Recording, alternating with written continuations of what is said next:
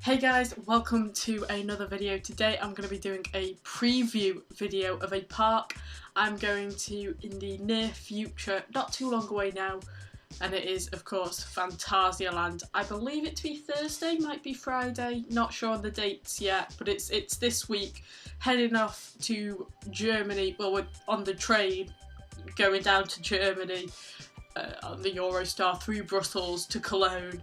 And during the trip we'll be heading off to Cologne for Phantasialand, and then we're going down to Strasbourg for Europa Park. So we're getting two German parks. Not going to say if they're the two best German parks, I probably would think they're the best two German parks, but I'm going to be getting two German parks. If everything's open, I think I've calculated 19 credits, so that's pretty cool.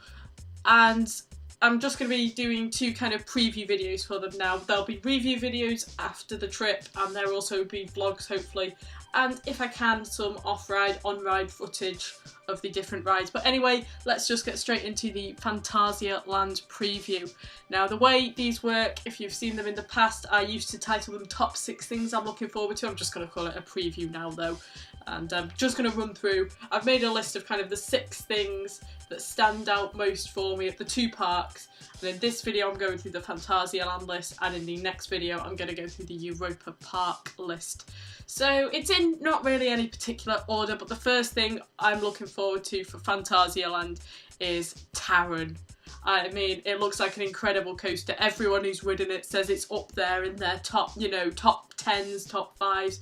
Some people say it's their best coaster. I don't know, it very well could be for me. It looks insanely good. No inversions, it doesn't need inversions. It's really good. Stays low to the ground. The whole thing looks like it's got some nice forces, nice air time throughout the ride, and those launches look pretty nice too. Not harsh launches, nice smooth launches, I think they look like too. So Taryn, I'm really looking forward to. It's going to be great to see that whole kind of Cologne area that was added last year at Phantasialand. And then obviously the rest of the park, we've got Chapped Ass at number 2. It looks like a really decent, it's actually looking like a really decent, a log flume. I've heard somewhere apparently they try to call it the steepest drop in a log flume, although that would have to be fact checked. I don't know if that's true, but it looks like a really nice log flume. It's got nicely different themed rooms. That rave room looks really cool. It's got a backwards drop obviously with all the different turnaround sections in it, and that final drop looks really good with the kind of airtime hill afterwards. It looks like a really good drop for a log flume, so I can't wait for Chapped Ass. It also sounds like it has a good soundtrack to it, so it'll be interesting to hear that. I'll give you my review of it once I've done it in a few days' time. Number 3 then, we've got Fly, the new coaster for next year. You may be questioning then why am I looking forward to it? I'm not looking forward to it because I'm not going to get on it obviously because it's opening next year, adding to the stacked 2018 lineup. But Fly looks really, really good actually. Flying Launch Coaster it stands for. Whatever Bright Spark came up with that, I really want to shake their hand, because Flying Launched Coaster, FLY. But whatever.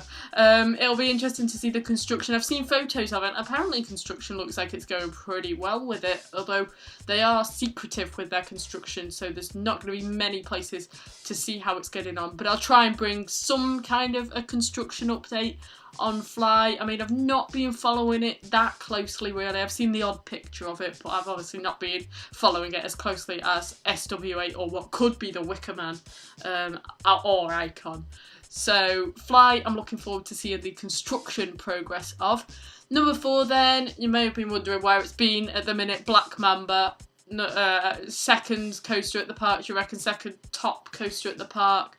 B&M Invert, it'll be nice to get on a third B&M Invert now. Yeah, third I've done B&M Invert, and it'll be interesting to see how this one compares to the other two. Obviously Nemesis and Nemesis Inferno, I rate in that order, and it'll be interesting to see where Black Mamba compares to them.